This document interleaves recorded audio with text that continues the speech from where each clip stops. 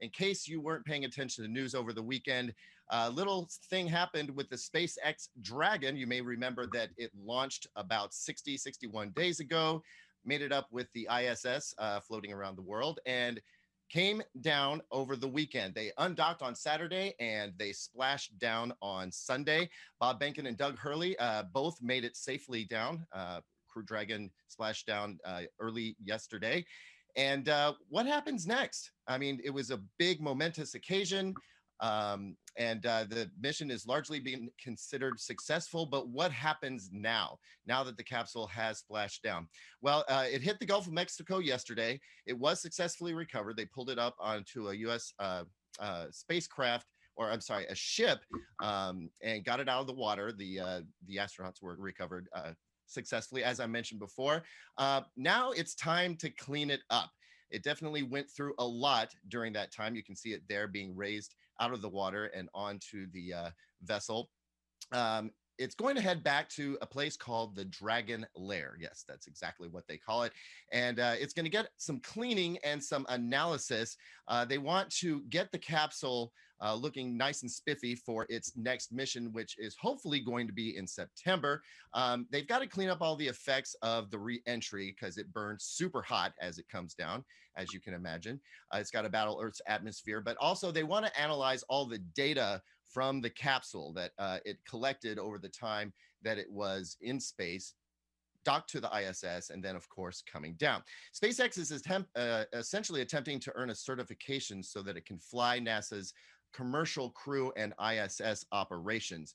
It did this mission successfully, but there is a certification program that NASA runs, and it's trying to get certified to do future operations. And if that all goes well, the first technical operational mission called Crew One should launch in September 2020, for going up to the ISS with Crew Dragon Commander Michael Hopkins, pilot Victor Glover, and mission specialist Shannon Walker, all from NASA, together with the Japan Aerospace Exploration Agency mission specialist Soichi Noguchi. So a 4-person crew crammed into that little capsule, which would be pretty momentous and also really short on space. So if everything goes well, September 2020, we're going to be watching this all over again. Of course, SpaceX is known for grabbing the first stage rocket and landing it on an aircraft carrier. That went successfully this past time, and we expect it will do so again. But if you are looking to get into space, it's going to cost you a bunch of money. You could go with Virgin Galactic and sign up for their little space travel mission that they're putting together.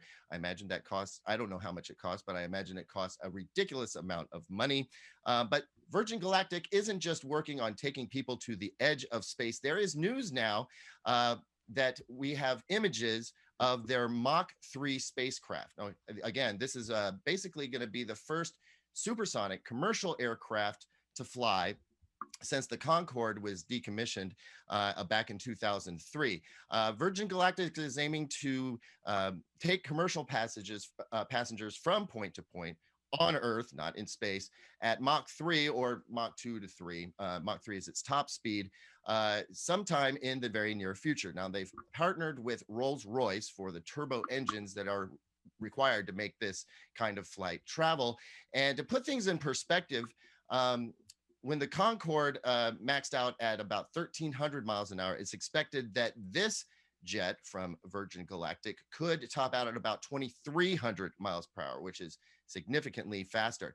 Again, to put things in perspective, this plane could be about as fast as the famed SR-71 Blackbird and could significantly shorten long-range flights. So the SR-71, which could fly at just over Mach 3 itself, once set a London to LA record of just shy of 4 hours, and it did London to New York in about 2 hours. So again, significantly shortening some seriously long-range travel, possibly in the very near future. But getting a look at this plane, it looks absolutely fantastic and futuristic, and I can't wait to hop on board. I'm sure somebody is going to invite me to do that.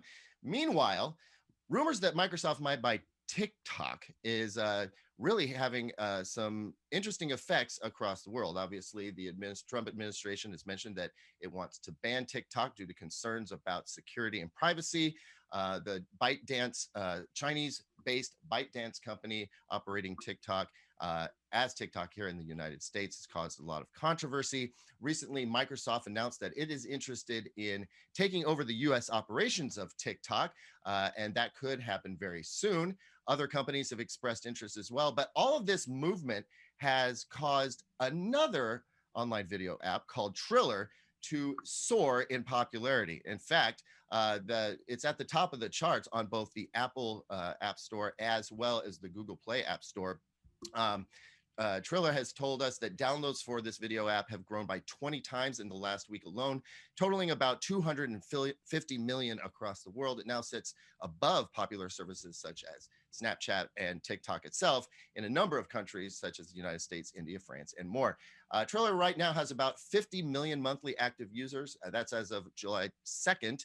And it's been around for years, but TikTok's future hangs in the balance. So the video app has, basically seen an astronomical rise in popularity. It's not the only one. There are other apps that have also seen a meteoric rise in popularity. All of this just due to the fact that what's going on with TikTok doesn't seem to be very clear. Will it get bought by Microsoft? Could a ban actually go in place? Users are seeking out alternatives.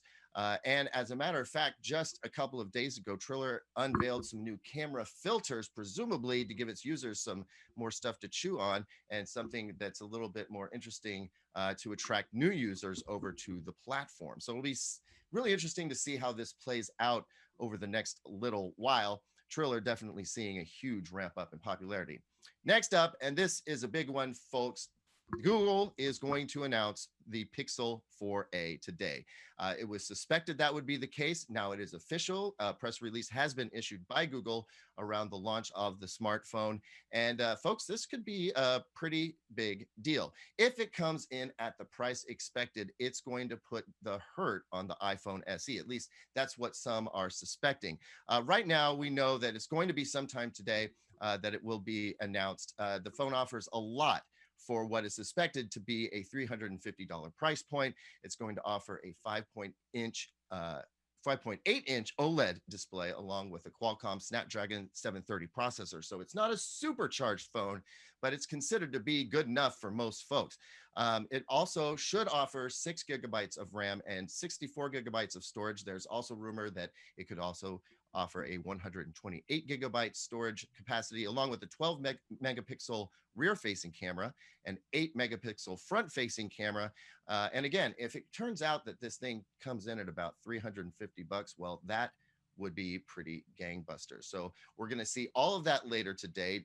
Definitely keep it at Digital Trends because we're going to have comprehensive coverage of this phone's launch. It should be very exciting, and we do expect a few more details to emerge around the phone outside of what is being speculated based on the rumors.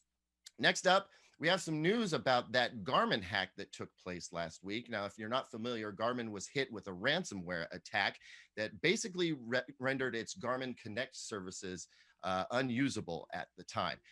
It was indeed a ransomware attack, and the ransom amount that was requested at the time was $10 million.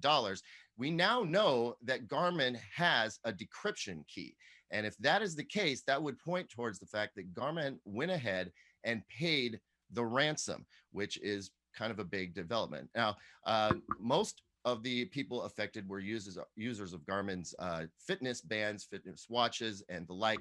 There is some word out there that the outage could also have affected Fly Garmin, which would mean that it was in violation of FAA policies. So that could also get Garmin in a lot of hot water. But the attack utilized Wasted Locker ransomware, which at the current moment, there is no hack for that. There's no workaround. If somebody gets your data using this particular ransomware, then the only way to unlock it is with a decryption key. And as I mentioned before, we now know that Garmin did indeed get a hold of this decryption key and basically has started reinstating its services over time. Still not 100% back up, but it's getting there. We're currently investigating to find out if Garmin did indeed pay that 10 million or if it was some other amount in order to get the decryption key. And of course, there is no word yet as to the perpetrator of this particular hack. That's it for the news today.